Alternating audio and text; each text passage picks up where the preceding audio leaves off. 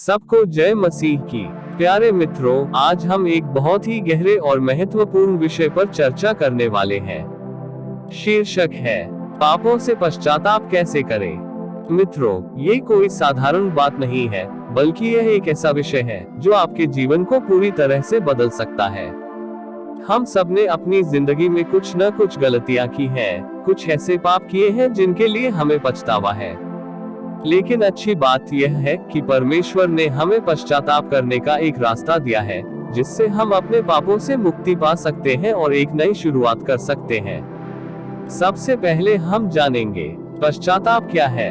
क्या पश्चाताप सिर्फ अफसोस करना है? जानने के लिए वीडियो को पूरा देखिए। मित्रों, अक्सर लोग सोचते हैं कि पश्चाताप का मतलब सिर्फ अपने किए पापों पर अफसोस करना है, लेकिन बाइबल के अनुसार पश्चाताप इससे कहीं ज्यादा गहरा है। पश्चाताप, जिसको अंग्रेजी में रिपेंटेंस कहा जाता है, इसका अर्थ है अपनी गलतियों को पूरी तरह से स्वीकार करना, उन गलत कर्मों से मुड़ना और परमेश्वर की ओर लौटना। पश्चाताप सिर्फ मन का बदलाव नहीं है, बल्कि जीवन की दिशा और दशा का भी बदलाव है। मित्रों, कल्पना कीजिए कि आप एक गलत रास्ते पर चल रहे थे और आपको एहसास हुआ कि यह रास्ता आपको सही जगह नहीं ले जा रहा है। पश्चाताप का मतलब है उस गलत रास्ते से तुरंत मुड़ना और सही रास्ते पर चलना शुरू कर देना।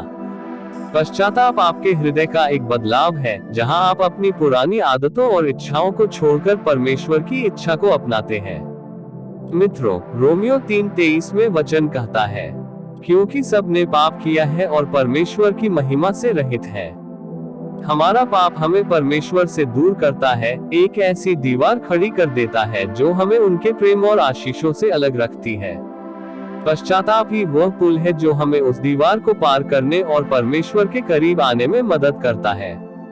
यीशु मसीह ने भी अपने संदेश की शुरुआत पश्चाताप के आह्वान से की थी। उन्होंने कहा, मन फिराओ, क्योंकि स्वर्ग का राज्य निकट आ गया है। वचन बताता है कि पश्चाताप परमेश्वर के साथ हमारे रिश्ते की नींव है। इसके बिना हम उनके राज्य में प्रवेश नहीं कर सकते। मित्रों, आप सोच रहे होंगे कि पश्चाताप के अर्थ तो समझ गए, लेकिन पश्चाताप कैसे करें? यहाँ मैं पश्चाताप करने के 3 सरल तरीके बता रहा हूँ। पहला, अपने पापों को स्वीकार करें और पहचानें। मित्रों, अपनी गलतियों को ईमानदारी से स्वीकार करना। इसका मतलब है अपने पापों को नाम देना, उन्हें पहचानना और यह मानना कि आपने परमेश्वर के खिलाफ काम किया है। यह कहने की हिम्मत रखें, हाँ, मैंने गलती की है। यह स्वीकार करना कि आप पापी हैं, परमेश्वर के करीब आने का पहला कदम है। दाऊद ने भजन संहिता 51 में अपने पाप को स्वीकार करते हुए परमेश्वर से क्षमा मांगी थी। दूसरा, अपने पापों के लिए दुख महसूस करना।